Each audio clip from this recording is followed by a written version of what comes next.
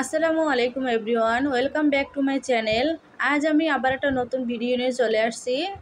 ভিডিওটা হলো মাংসর পিঠা। আশা করি আপনাদের কাছে রেসিপিটা ভালো লাগবে। তো এখানে আমি একটা প্যান বসাই দিলাম, দিয়ে দিব 1 কাপ পানি আর দিয়ে দেবো টেস্ট অনুযায়ী লবণ। এখন আমি লবণ পানিটা একটু ভালো করে ফুটিয়ে নিব। তো আমার পানিটা ফুটানো শেষ। এখন আমি দিয়ে দিব 1.5 কাপ ময়দা। আপনারা চাইলে আটা বা চালের গুঁড়ো দিতে পারেন। এখন আমি ময়দাটা ভালো করে একটু সেদ্ধ করে একটা ডো তৈরি করে নিব।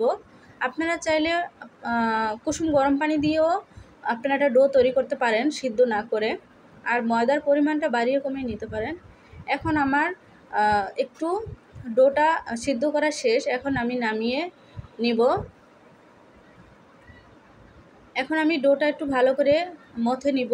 তো আমার শেষ। এখন আমি এখানে নিয়েছি চিকেনগুলো কিন্তু আমি আগে ভেজে রেখেছি, আদা রসুন যা লাগে তাই দিয়ে ভেজে নিয়েছি, আদা রসুন দিয়ে আর হলো হলুদের গুঁড়ো মরিচের গুঁড়ো দিয়ে এভাবে আমি ভেঙে জুড়ো জুড়ো করে নিয়েছি। আপনারা চাইলে যে কোনো মাংস নিতে পারেন।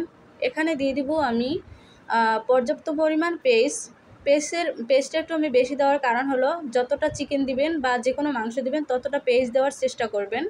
দিয়ে দিলাম 1/2 টেবিল চামচ গরম মশলার গুঁড়া, দিয়ে দিলাম 1/2 টেবিল চামচ জিরার গুঁড়া, দিয়ে দিলাম স্বাদ মতো লবণ। এগুলো দিয়ে আমি একটু ভালো করে মিক্স করে দিব। তো আমি এখানে কিন্তু লবণটা শুধু পেঁয়াজের জন্য দিয়েছি, চিকেনে কিন্তু লবণ আছে। আর এখন দিয়ে দিব আমি কাঁচামরিচ কেটে রেখেছি তাই। তো আপনারা চাইলে এখানে ঝালের পরিমাণটা বাড়িয়েও নিতে পারেন। তো এখন একটু ভালো করে মিক্স করে নিব।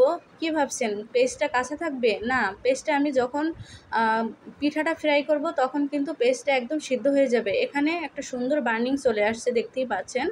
তো এখন আমি ডোটা নিয়ে একটু ভালো করে মথে নিব। যত একটু মথে নেবেন ততই কিন্তু পিঠাটা ফুলবে। তো আমি এভাবে ছুরি দিয়ে কেটে ছোটো ছোটো লেচি কেটে নিয়েছি।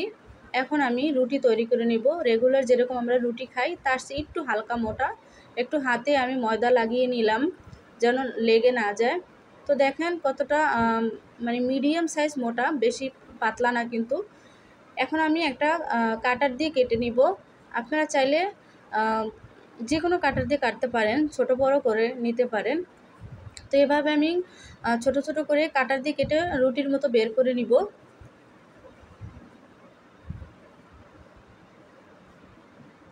যারা নতুন বন্ধু আছেন আমার চ্যানেলটা এখনও সাবস্ক্রাইব করেন না, প্লিজ সাবস্ক্রাইব করে আমার চ্যানেলের পাশে থাকবেন।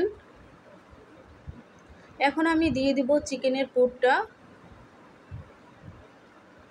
এখন আরেকটা আমি ছোট্ট রুটি দিয়ে দিলাম। এখন দিয়ে আমি সাইড সাইড চেপে চেপে চেপে তারপর মুখটা বন্ধ করে দিব। মুখটা ভালো বন্ধ না হলে কিন্তু ছুটে যাবে। আপনারা চাইলে একটু পানি দিয়েও নিতে পারেন মুখটা বন্ধ করে দেওয়ার জন্য, কিন্তু আমার পানি লাগে নাই। আমার ডোটা একদম সফট তাই। এখন একটা ছুরির সাহায্যে আমি সাইড থেকে ডিজাইন করে দিব। খুবই সহজ। আপনারা চাইলে বিকেলে নাস্তার সাথে নাস্তা জন্য রাখতে পারেন, তারপর আবার বাচ্চাদের টিফিনে দিতে পারেন, বড়দের লাঞ্চে দিতে পারেন টিফিন বক্সে। তো এখানে দেখেন আমি একটা ফুল তৈরি করে নিয়েছি। আপনারা চাইলে আপনাদের মন মতো যে কোনো ডিজাইন করতে পারেন, কোনো ব্যাপার না। আমি যেরকম পারি ওইরকমই করলাম। তো আমি আপনাদেরকে আরেকটা ডিজাইন করে দেখাচ্ছি। এখন দিয়ে দেবো পুরগুলা। এখন আমি এভাবে ভাঁজ করে একটু চেপে চেপে মুখটা আবারও বন্ধ করে দিব, তা না হলে ছুটে যাবে। এখন একটা কাঁটা চামচের সাহায্যে আমি একটু ডিজাইন করে নিব।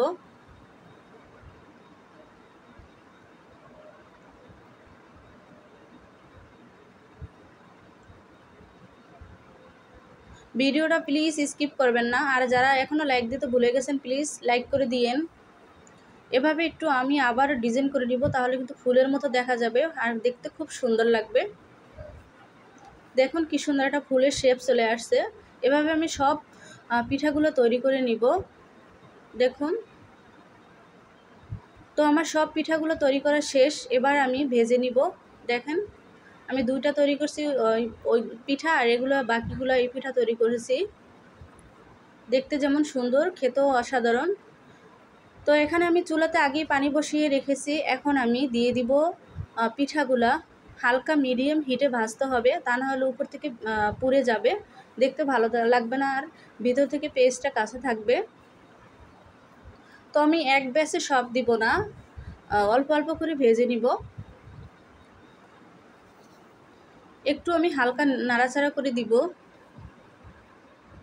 একটু উল্টে পাল্টে দেবো, কোনো রকম যেন পুড়ে না যায়। একটা মেহমান আসলে বাসায় কিছু কিছু না থাকলে যদি একটু চিকেন থাকে বা যে কোনো মাংস থাকে আর ময়দা থাকে, তাহলে এভাবেও তাদেরকে বানিয়ে দিতে পারেন। তো একটু ব্রাউন কালার করে আমি ভেজে নিব, আপনারা চাইলে আরও বেশি ব্রাউন কালার করতে পারেন। তো আমি এখন তুলে নিব, আমার হয়ে গেছে ভাজা। এখন আমি দ্বিতীয় ব্যাচ ভেজে নিব। তো আমার সবগুলো পিঠা ভাজা হয়ে গেছে। এবার বলুন তো কেমন হয়েছে। যদি আপনাদের কাছে সত্যি আমার পিঠাটা ভালো লাগে, তাহলে অবশ্যই লাইক, শেয়ার, সাবস্ক্রাইব করবেন। আপনারাও বাসায় এভাবে তৈরি করে খাবেন। দেখেন কতটা লোভনীয়। আমি কিন্তু খাওয়ার পরে ভয়েস দিছি। সবাই ভালো থাকবেন, সুস্থ থাকুন। আল্লাহ।